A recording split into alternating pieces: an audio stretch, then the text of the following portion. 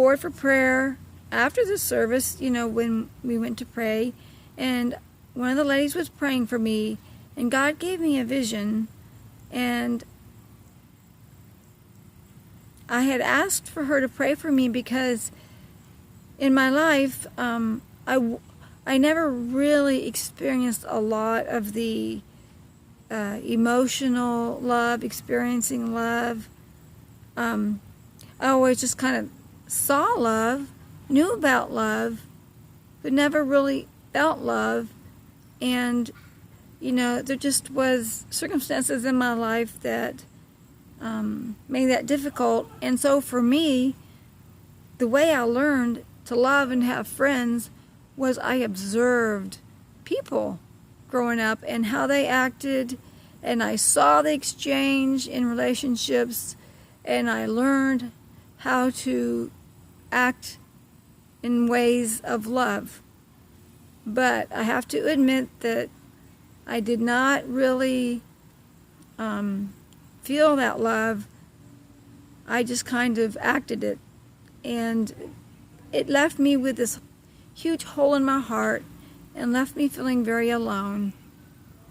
And so that's been a cry of my heart for quite a few months and years, actually, having gone to counseling and therapy, and asking God to just show me what it is that's hindering me from getting rid of fear and experiencing His love in an intimate way. I want so much to go deeper in God, so much I want to experience and encounter His love in deeper and deeper ways. And so one of the ways that I pray and one of the ways I seek it is in my worship. I love to worship God.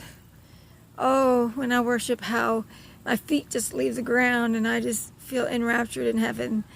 And over the last few weeks, I kept asking God, well, why is it so hard? Why haven't I gotten free from this bondage or these chains yet? Why? I don't understand why. I love you. I worship you. I pray. I read your word. Of course, I don't always as faithful as maybe I need to be, but I try to stand on your truth and know scriptures that talk about getting rid of fear. And I know, God, that your word, what your word says about love, perfect love casts out fear, and how you, God, desire that we could just experience the height, the depth, the width, the fullness of your love, and that you say in your word that you heal the brokenhearted and that you make the heart of stone soft.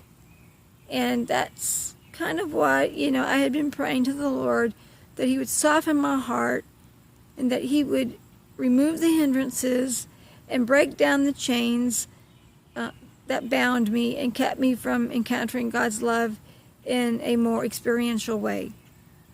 And instead of acting out the love and pretending that I experienced love, I wanted the real thing. And a week ago, last Wednesday, like I said, at the night of worship, at the last class that we had for the prophetic class for the well, and I went forward for prayer, and this one lady prayed for me, and while she was praying for me, I saw a vision. It was as clear as day. There was this tree, fairly large tree, with very thick branches, a sturdy tree. It didn't have very many leaves on it. It was pretty bare.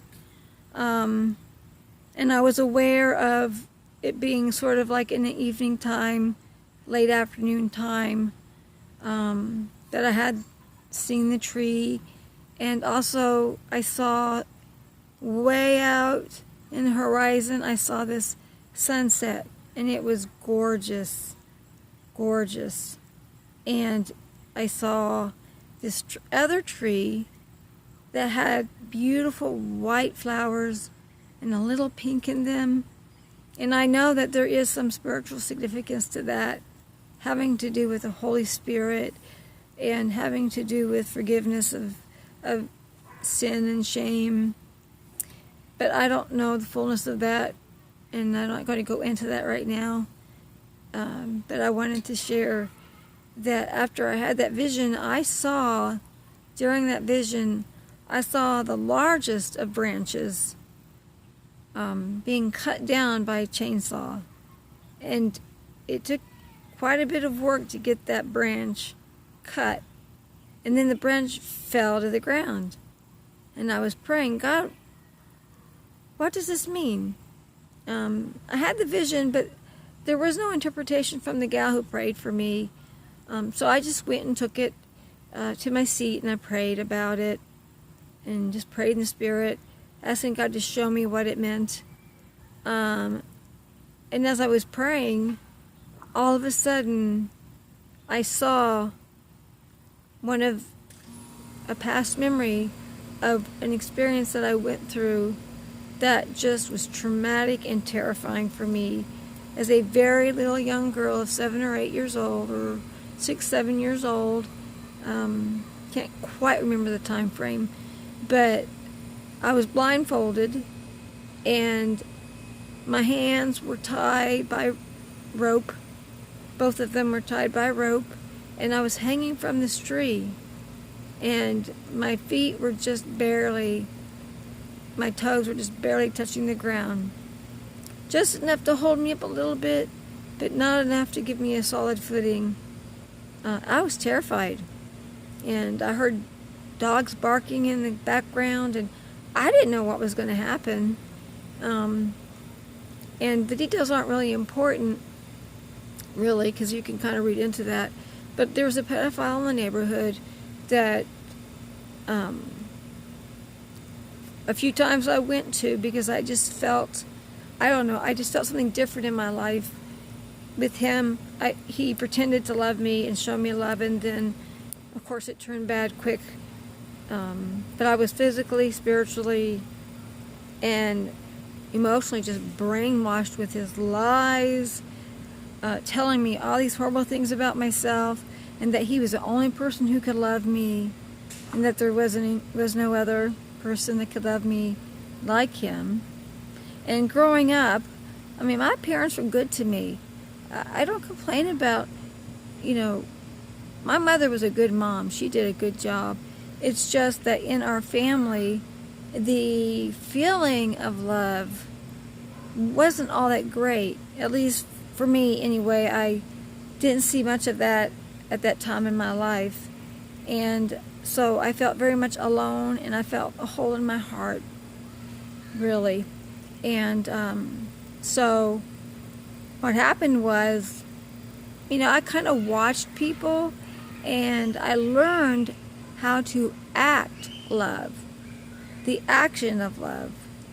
And love is an action, but when you're a little girl and you've not really felt or experienced that physical comfort of love, it has a whole different meaning for me when I say I learned love. I saw friendships, I saw exchanges, and I thought, oh, okay, well, that's what I need to do. I need to copy what they're doing, and then I'll be loved, or I will have an experience of love, or perhaps my heart will change and I'll know love. But that didn't really happen. And as I go back to this vision, when there was a chainsaw that came, and I hope you can hear me with the airplane in the background, but cut down that tree, and it was me falling to the ground. That memory was falling to the ground, finally falling to the ground, and that little girl had footing and was freed from that. And I prayed more and more in the Spirit, like, okay, God, what does this mean? I saw other branches that were falling, but it wasn't clear to me what God was saying. And also, as I was praying, I saw Jesus on the cross. And Jesus spoke to me and said, I hung on a tree for you. My hands were crucified on a tree for you, so that I could take away any fear, take away shame and guilt, and so that you wouldn't have to carry that kind of weight and trauma with you. I paid the price for you to have freedom. I paid the price for you to have those chains broken. So the chainsaw in the vision, I made connection with the chains falling and breaking off that hindrance and that stronghold in my life.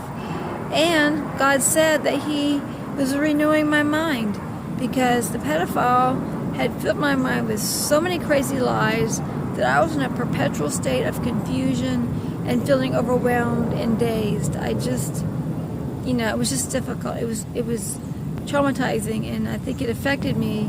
Here I am in my 50s, and I'm just now beginning to really get free from it as of this past week, actually, because God is doing a work.